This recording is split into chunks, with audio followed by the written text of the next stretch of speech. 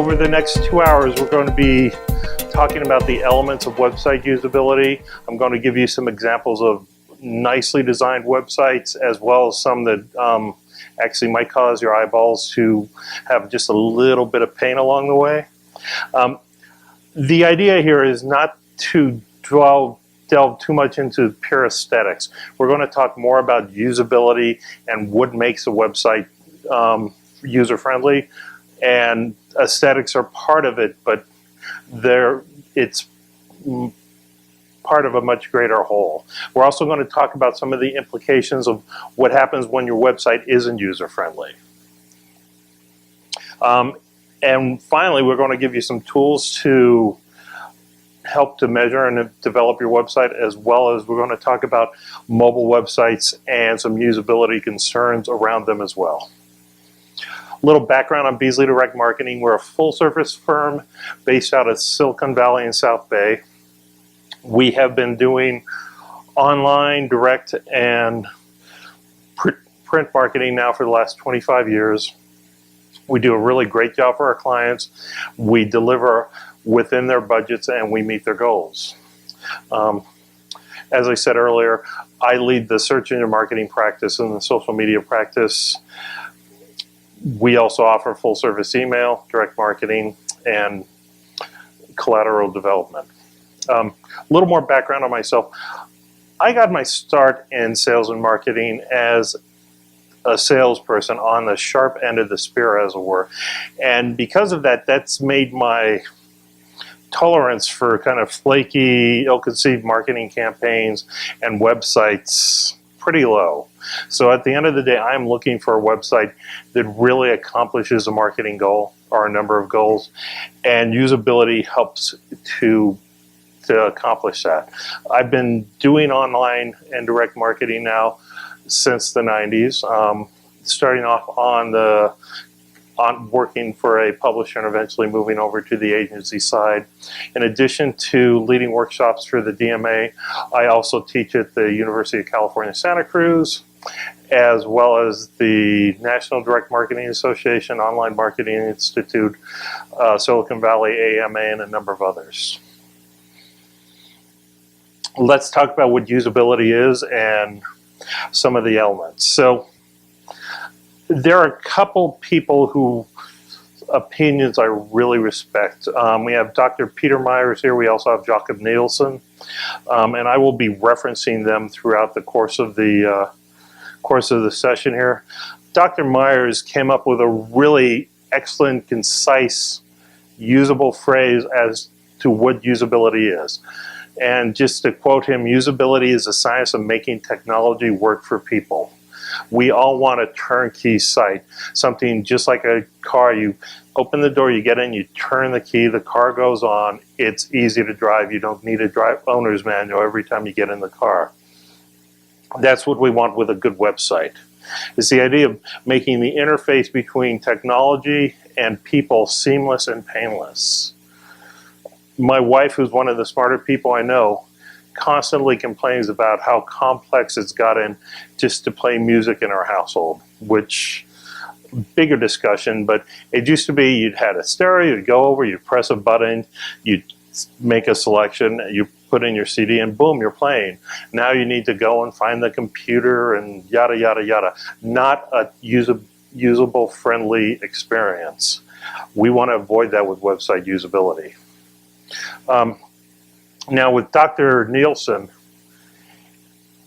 he got a PhD in computer-human interaction back in the early 70s, and he started working for Sun Microsystems. He eventually became one of their distinguished engineers and kind of the all-around usability guru. He first started publishing books in the mid-70s on the interface between computers and people. And if you think about it, the mid-70s were not a kind of banner time for usability for computers. We all had kind of black backgrounds with green type on them, and it was all text-based, and there were a lot of challenges at that time. Dr. Nielsen started looking to improve things, and he started to kind of narrow it down. He started looking for some basic components. So there's learnability, efficiency, memorability, errors, and satisfaction. And the combination of these will give you a good usable website. Why do we care about usability? And this comes from Kathy McShay. 85% of the people who leave your site leave because of poor design. They were unable to do something they wanted to. 85%. If you could knock that down by half, imagine what it could do for your bottom line. 83% of people who leave say it takes too many clicks to get at what they want. There's not a clear path to their goal, their destination. 62% give up looking for something when they're shopping online. And 40% don't return to a website because it has a negative content experience. And a negative content experience can be hard to read content, hard to find content, or it can be excessive ads. Going back to my wife, one of her big complaints when she goes to play a video is there's always an ad at the front of it. It's a negative content experience.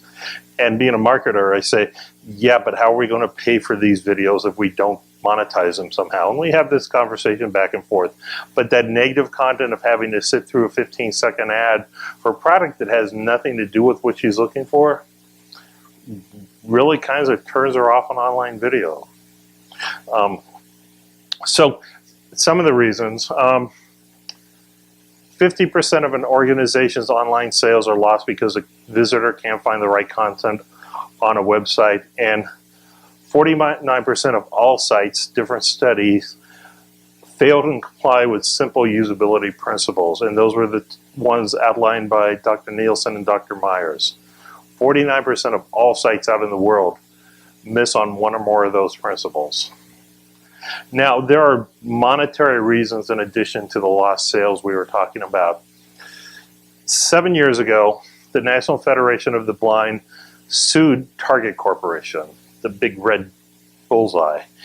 And the NFB brought suit against Target saying, you're a place of public accommodation. As such, you need to comply with the Americans with Disabilities Act. And one of the elements of that act is you need to be accessible to handicapped individuals. And in this case, they're talking about vision impaired individuals. So a well-designed site needs to be friendly to text-to-speech readers for people who can't necessarily read. Now, the NFB brought this suit against Target, not so much because Target was ruining the experience for visually impaired people. They were. But it was more, Target was a big corporation, and as such, they had a large target on their back. That just, it got visibility. It made people think about this. Target settled out of court, and they put $6 million into a fund. They set aside $6 million into a fund for claims.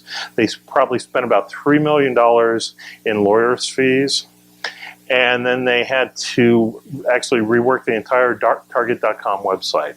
So we're looking upwards of $10 million here because they didn't pay attention to usability. If you take care of it ahead of time, it makes your life much more easy. The lawyers get upset, but everybody else seems to be happier. So as you're designing your site, redesigning your site, adding new content, you want to think about these basic usability principles, not just because you're afraid of being sued, but because they'll make your site more effective.